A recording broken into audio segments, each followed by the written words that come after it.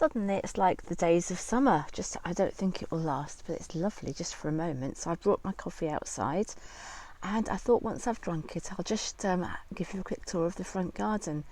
It hasn't been like this, I can tell you. It's been very, very wet, but I love the way this, it's just made everything feel really, really clean, and yeah, it's freshened everything.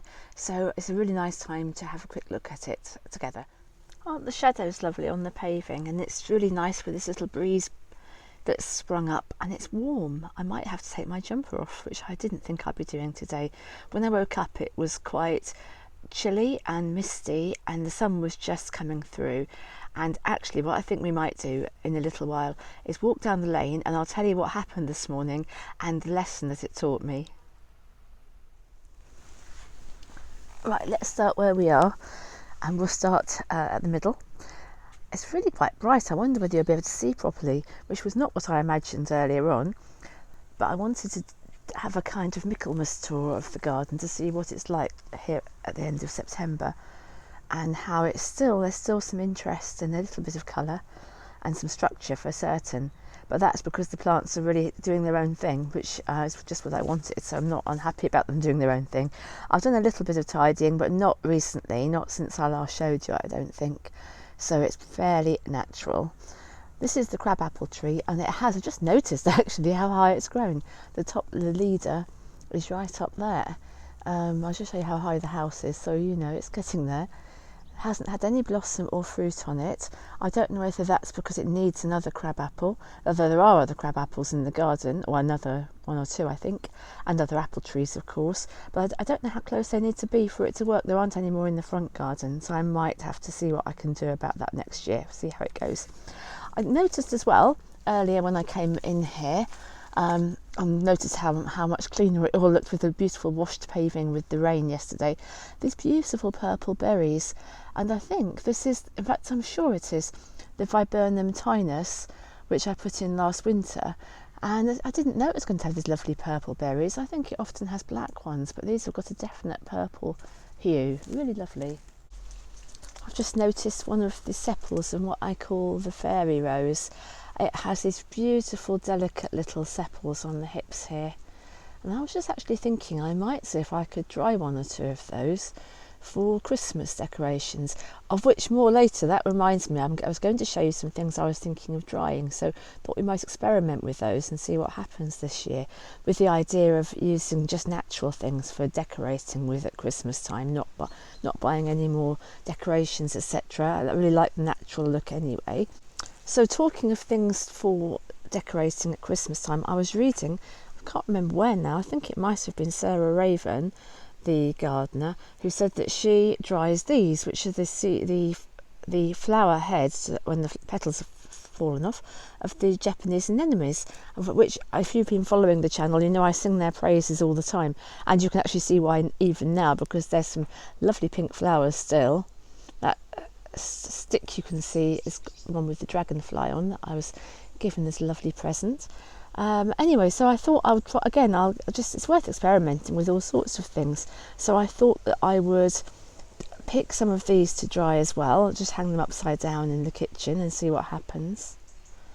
And the grasses they're a really good thing, and I sing their praises as well, but they're still looking beautiful. These golden, I suppose they're the flowers of the grass, swaying as you can see in the slightest breeze. And hopefully some of them at least will stay upright over the winter and look lovely. The white Japanese anemone is still going. As I've said again, I think I might be repeating myself a bit when I say I love this one, but it's established. It's just not very big compared to all the pink ones. And now it's got its feet under the table, I think it will see a lovely bud there. I think it will hopefully continue. See a fallen oak leaf is a bit resonant in the middle of the bird bath there. There's a sign of things to come. A tiny little bit of Michaelmas daisy just to show you colour, just to show you there. And the leaves of the plant next to it, which is, what is that? It looks as if it's the helenium, has gone pink as well as green. So the colours are really nice, like a faded tapestry. The willow is about how it was probably when you last saw it, but I can get as an opportunity to show you how lovely and blue the sky suddenly is. A huge amount of rain yesterday, but then it cleared up later. I went and did some filming for, well, again, that's something I might tell you about later as well. I don't know whether I'll fit all this into the video or whether I'll have to make another one. Well, I will be making another one because today is Michaelmas Day, and I'm going to make another one for Old Michaelmas Day by the old calendar. So we've more or less come back round to the gate again, although I forgot to show you again the ice plant, which always is so modest I forget to show you, and yet it is so lovely at this time of year. It really is welcome splash of pink. And so we get back round to the gate and around the other side here. I'll just show you a late rose there, which is called Boscabelle, which has just put a couple of flowers out still, which is always, it's just always lovely, a little bit bonus if you get a bit of extra colour from the roses later in the season. And it's just a repeat really of what we've had earlier on, more Japanese anemones. And their Seedheads, which, or I'm not sure they are, I suppose they're Seedheads. The bobbly heads anyway after the flowers are finished. And then there's a little bit of fennel, which is again lovely contrast in texture. Haven't really eaten, it hasn't had a lot of leaf to it somehow, but it's still very lovely to have there. And more willow. We've got the thyme, which is spread out really nicely here. And then of course we're back to my little perch and the frog. And when he was wet yesterday, you could really notice those vibrant bits of green paint on him, and I just love seeing them because it reminds me so much of my grandmother, who would just paint him every little while when he got a bit flaky. She would just shove another coat of really vibrant garish green paint onto him, so he never looked quite as mellow as this, but I like just that hint of how his former life, and I like him looking weathered. I don't know how old he is, but I remember him from when I was tiny, and when we used to go and see my grandmother. I don't know when she moved there. I think I was about 5 or something perhaps. Anyway, we can certainly say he's over half a century old, and he might be a lot older than that. We've got the Sprite's child, garden guardian, who's just looking after my empty coffee cup. I didn't leave any for him, I'm afraid. So that's it, we're back round again, and the sun's still shining. I think it would be a good opportunity to go out down the lane, and I was going to just tell you a little bit about what happened this morning. I mean, also you can see how everything's looking really, really autumnal now. I was talking earlier about things you could dry for Christmas decorations, and I'm definitely going to try to dry some of these Angelica seed heads. They are so beautiful, aren't they? I'm almost loath to cut them. They do look so lovely in the garden, but again, just a few. I mean, there aren't that many anyway, but maybe I'll just take I don't know really, odd numbers are nice, aren't they? Perhaps 5 and leave the rest. So I want to do that quite soon, because as the weather deteriorates they will just disintegrate, I think. And the other one I was thinking of doing, which is really interesting, and I didn't really appreciate these before, but these are the pom-pom seed heads of white horehound. The other one I'm going to do, and I didn't really appreciate these before, but these are the seed heads of white horehound, which is this herb down here, which is actually having a bit of a renaissance, I think, but the flowers have obviously finished, and I think they're really, really interesting. I think they'll look really nice in decorations. Part of me would like to spray them with something like a little touch of gold or copper, but I don't know how good that would be, whether you can get eco versions of those, because obviously as soon as you start putting artificial sprays on things, it's not particularly good for the environment. So I'll look into that, and maybe they just look better the colour they are meant to be. I'm not really quite sure. You kind of want a little tiny bit of sparkle in the firelight or candlelight, but we'll see. And that's just reminded me, as I'm looking through here and I'm looking at the Angelica, the rue is looking really lovely as well. And I don't know whether that would dry. Perhaps it would, but I don't think it would look, I don't think it's got knobbly enough seed heads to really look anything. But it's interesting again how it's having another little moment, and as is the catmint, Nepeta, which is this lovely purpley flower which the bees were so busy on all through the summer. I didn't really intend this to become a tour. Well, it won't be. We'll do that as a separate video, but I just can't let you go without showing you. They look almost unreal. They're so red, and the size of that apple. I know I've only got 3 apples on this tree, I must admit, but when you've got one as big as that, that's probably about 3 meals in one apple. I think they're eaters. As usual, I don't know what it is, but isn't it red? I don't know what it is, but it's if it gets bigger, the tree, and it has more apples than that, and they're of that kind of size. Well, obviously the proof of the pudding is in the flavour, which is yet to be discovered, but I'll let you know how it is. The only other thing I think I'll show you now is the pear, because we have been following the progress of the pear. Come with me round here, around the scruffy area, which has not been dealt with yet. Although you might be interested to see that it's kind of dealt with itself in a way, because this was where all the bindweed was, and it's died back. And I know it's obviously still, the roots are still under the ground there. It's not the ultimate solution or anything, but you can see the watering can again now. So at least I can see where I'm going when I start doing some work out here, whenever that may be, which I hope will be soon. But I've got a lot of work to do with the candles that I'm making at the moment, so of which I'll show you. Did I say I'd show you some pictures? I will show you some pictures, because it's actually taking up quite a lot of my time at the moment.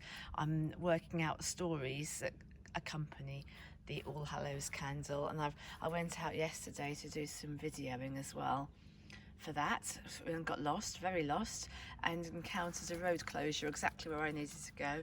I went on a really ridiculously long diversion, but anyway, enough of my woes. But the pears are what we're really looking at, and I'll just, as I usually do, I'll give you an idea of the size with my hand here. So yeah, pear sized. And I did hear the other day that pears don't usually ripen on the tree itself. You do need to pick them and put them in a fruit bowl or something to ripen. So I'm just waiting for the moment, not quite sure when the moment will be, maybe very soon, when I'll pick them, because they're actually weighing down the branches now, which is a good sign, but it also means they're probably ready. This is such a pretty clematis, and I don't know what it's called. It was here when I came, but it's such a thug. I've just cut it back and cut it back, and it just completely smothers everything. It's just as smothering as bindweed. It is pretty, but it's just clambers over everything. See, the whole bed is basically a mass of this clematis. So that is another job. One of the many will be to cut that right back again. I can't actually dig it out. It's got its feet in right by the wall, so it will stay there. But what the strands that are actually climbing up the ivy here, they can stay, because I mean, something's going to stay anyway. It's not going to, it'll just come back anyway, because the roots are still in. So it might as well climb up the wall there and be pretty. And the vines themselves, they are quite good. Well, they're very good to use for, they're very flexible, so you can use them for weaving wreaths and things like that. So I might keep some of the stronger, well, they're all strong, but some of the kind of thicker, more vigorous kind of strands, and use them for weaving round to make some kind of garland ready. Again, I'm thinking about Christmas already, and it's not quite the end of September yet, but it's good to, if you've got some natural things in the garden or in the countryside around, or if there's a park that you can legitimately gather a few things from, it's actually not a bad time of year to do it, because some of the things are here now, but they won't once the weather deteriorates, they'll just disintegrate as well. So, or they'll get cut back and you won't have a chance.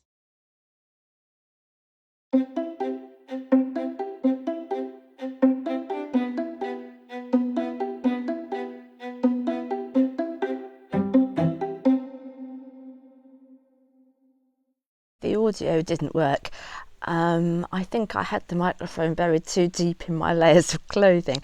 So I didn't want to lose this part because it was a story I was telling about what had happened that morning, and this was on Michaelmas, and it was so beautiful. As you can see, I was having a walk over the heath. I'm just crossing over the track there and going onto the heath itself that I call Dragonfly Heath. And I hoped you'd like to come with me. So as I say, I didn't want to lose this. But the story was that early in the morning, I'd been for a walk, and I hadn't walked on the grassy area where I am here, but I'd walked down the lane itself because it was really, really wet then. This had rained the day before and everything was really soggy. By the time I went for this walk, it had dried off quite well, and it was so lovely over there, as I hope you'll agree. Anyway, the story was that when I woke up on Michaelmas morning, the 29th, I was lying in bed and I heard these footsteps out in the lane going past the old shop. And I couldn't work out what they were. I was half asleep, but I was awake enough. I could have got out of bed, and I didn't. And it didn't sound like people. It didn't sound like horses, because you do get people riding horses along the lane. It wasn't heavy enough for that. But I didn't know what it was, and it was one lot of footsteps, and then a little while later I heard the same kind of footsteps again. I mean, very soon afterwards, but I still didn't get out of bed. And this is where my lesson came, because I might just never have thought about it again, or just maybe vaguely wondered, and that would have been the end of it. But I think what happens when I walk down the lane, and I don't usually walk on the lane itself unless I'm collecting blackberries. I would normally do what I'm doing here and go over the heath. But I did on that morning, and just along the lane, probably level with where we are here on the heath, but on the lane itself, I saw something I've never seen before there, as close to the old shop as that. And that was, and I must also say, it was very, very misty at that point. The sun hadn't broken through like it has now. It was a really misty morning, and I could see something in the distance, not far away actually, but far enough distant for me to wonder what it was. And then I realised it was a stag. And the stag, I've never seen one on the lane before. I've never seen a red deer on the lane, although I know they're around. I've seen them a bit further away. Anyway, it was half in the gorse bushes, and the front half was standing on the lane, and I could see the antlers, really magnificent. And I just reached to get my phone to take a photograph, and it had gone. It just quietly as anything into the mist and back. I presume it just reversed. It didn't go over the road. I presume he just reversed into the undergrowth, into the woods on that side of the road, which is not a side I usually walk actually. So I thought, well, that is the answer. I'm almost certain, though I can never be 100% certain, that either just the stag himself, or perhaps the whole herd of deer, because there is a herd that travels around here, and I have seen further up the lane in the other direction in a field, not that far away either, but it was a herd, and I don't think there was a stag with them then. I'm not quite sure, can't remember now. Anyway, I'm just rambling really, but I just wanted to say it was just a lesson to me that I really, really wished I'd just made that little bit of effort and been that little bit more curious to jump out of bed, which I could have done, run to the window and actually be absolutely certain that it was the herd of deer actually trotting past the old shop, which would have been such a lovely thing to know for certain on, well, any time. But on Michaelmas particularly, because I do like to mark these quarter days, or all the special days really, and it would have been something I'd never witnessed before. But I think my own view is that the appearance of that stag actually was there. He actually came to tell me that is what it had been, and also to impart the lesson. To just make absolutely sure not to miss the thing that I am able not to miss. So I just wanted to pass that on in case that's ever happened to you, or not necessarily a herd of deer trotting past your house, but just something that you almost witnessed and you're almost certain that is what you missed, but you can never actually be absolute 100% sure because you just weren't there at the right time, and you could have been. I mean, of course, we can't always be places at the right time. There are many things happening, good and bad, in the world that we're not there for. But that particular one, I could have been, and I wasn't. I'm doing this voiceover a few days later, and the kind of absolute wanting to turn the clock back has ceased because it's, you know, the time has passed, and I kind of accept the lesson, and it was a good lesson. So we've gone over the heath with me rambling away and just turned down the lane towards the stream. Here's the stream. There have been some issues with this stream over the last few months because it used to flow really fast over the little weir, really noisily, and then it was flooded so that you didn't hear it at all, but it was lovely having more water. Then it all disappeared again, but now it's come back and it's flowing differently from how it ever has before, but I'm sure it's to do with farmer activity, moving and opening sluice gates. But I like it when there's plenty of water in there, really, and I think it's better for the otters and ducks and swans and water shrews and every other wildlife, part of wildlife that visits there. So I was pleased to see that. And that's the point where I turn around. This is my very regular walk to do this. It doesn't take very long. I often do it before writing in the morning, before 8 o'clock, which is a lovely way to start the day because it takes maybe 20 minutes or so if I don't keep stopping to look at things. And I'm back over the heath here. I'm actually going the same way back, which I don't usually do. But in the other direction, you do see things differently. You get light hits things differently as well. So we're just walking past the gorse bushes again. You can see how the sky has become blue after all that rain that we'd had, and the path has become really green again. Over the summer, it's completely lost all that grass. It was first of all little yellow tufts, sparse tufts, and then it was just nothing, just cracked mud. So I'm really pleased to see that it's all regenerating and that the gorse is looking greener again as well. Where it's completely browned, that's natural, it does that every year anyway, and then new growth comes and takes its place, and the old growth seems to crumble away over time.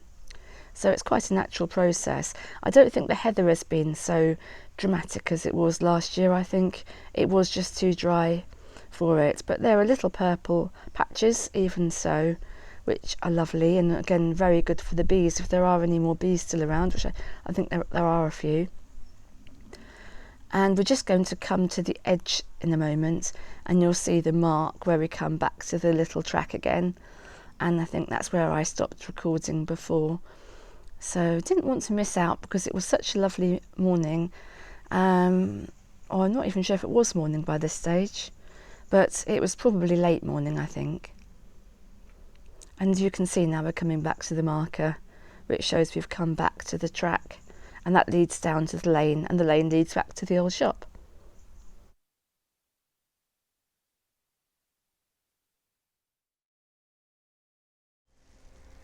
In lots of places around here, the blackberries are coming to an end, but there are still some little pockets, as you can see here, where they're still ripening, although I think a lot of them probably won't come to fruition, and there are lots of bunches where they're all dried up. But I've been going out quite a lot still, not every day, but most days, and just picking a bowlful. And I've been freezing them mostly, but today, the ones I've picked today, there's a couple more here I've just found, but I've got a bowlful indoors which I'm just soaking to make sure that they haven't got any little worms or anything in them. And what I'm going to do with these, rather than putting them in the freezer, is not a full tray full, because I usually freeze them in a tray and then transfer them into a bag. I'm going to make some jam. I was going to be Chia Jam. I don't know whether you've made that before. If you have, you'll know it's a really good way of just using a little bit of fruit, and it doesn't use any sugar. It doesn't keep in jars, but you put it in the fridge.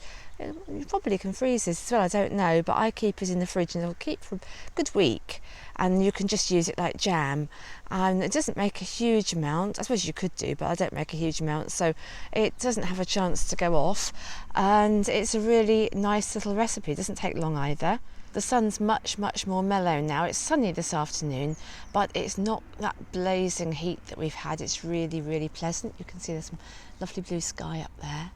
So this is the kind of temperature I like. It makes you feel much more energised and wanting to do some new things. And actually what I've got focused on there is, believe it or not, some blackberry blossom. Whether that will actually turn into blackberries, I don't know. This is a much later bit of hedge. A lot of the blackberries are literally all gone down the lane, the ones I was picking first. But that is because there are lots of different wild blackberry varieties. We always just say brambles as if they're all the same thing. But I'm sure I read somewhere there are 14, maybe there's more than that, different wild varieties. And of course they all ripen at different times, which is really good for wildlife, because it's not as if it's just all or nothing. And the berries within each bush ripen at different times, although not as widely as the actual different varieties. So yeah, nature has arranged it thus, and also arranged the prickles to defend it. But I'm hoping that they'll still eat, despite the fact lots of them are dried up, that there will still be some left come the later autumn when wildlife needs that extra help.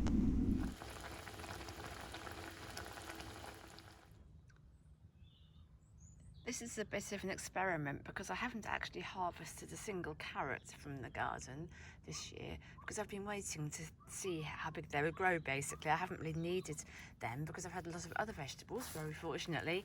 So I thought I'd wait until Michaelmas, and the reason for that I only discovered about probably last year at Michaelmas, that it's traditional to harvest your carrots on Michaelmas Day, or possibly Michaelmas Eve, but we'll go for Michaelmas Day, and show them to your friends, which I know sounds a very strange habit, but that's apparently a tradition. And I'm not going to show them to my friends because I've not got anyone here at the moment to show them to, but I suppose I could say, well, I'm going to show them to you. So I can actually see, I'm going to harvest this one. I'm not going to harvest a huge number, but I can cook some tonight. I can see there's one in there, look, oh, hey, a carrot. That is the very first carrot that I've harvested here at the old shop this year, and it smells lovely. It smells of fresh earth, and it's actually a very decent size, isn't it? So that's one. I don't know, I might have got the best one. Oh, another one here.